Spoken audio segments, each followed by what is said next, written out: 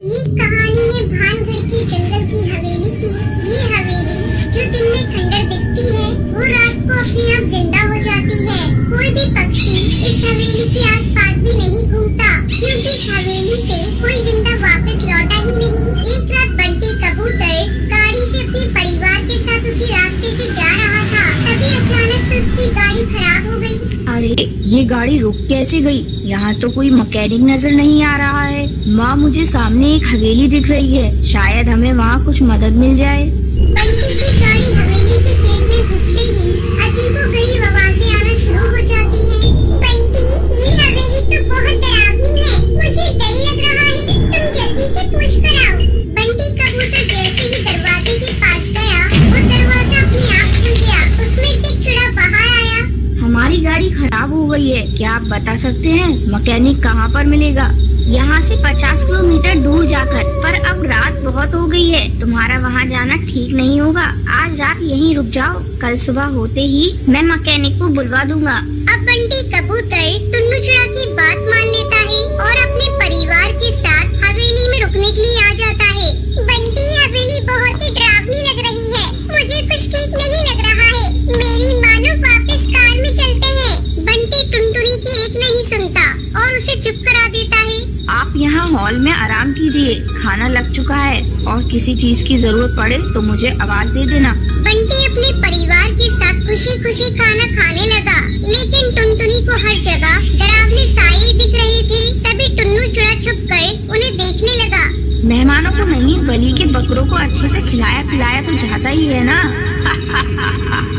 खाना खाने के बाद वो सब सो गए। उनके सो जाने के बाद एक भूतिया चिड़िया का साया टुनटुनी के पास आया और उसे मारकर उसमें घुस गया। टुनटुनी कमरे में गई और वहाँ एक झूले में बैठकर झूलने लगी। टुनटुनी के हंसने की आवाज सुनकर बंटी उठ गया।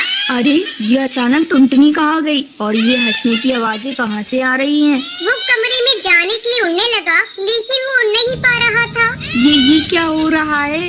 बंटी ने पीछे मुड़कर देखा तो उसके माँ पापा वहाँ नहीं थे। माँ पापा कहाँ गए सब? वही हवेली की छत पर भूतिया टोनी चिड़िया अपने पति टुन्नू चिड़ा के भूत के साथ बातें कर रही थी। आज भी वैसा ही दिखता है जैसा ये जंगल 100 साल पहले था।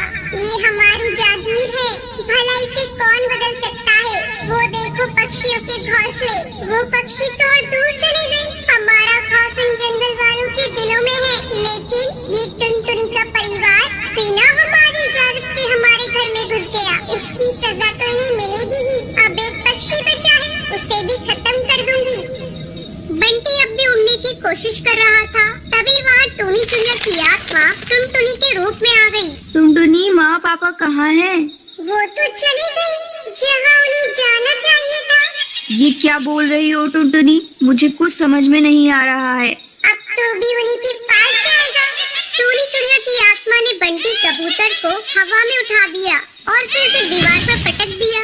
टुनटुनी, मैं तुम्हारा पति हूँ। लेकिन मैं तेरी पत्नी नहीं हूँ।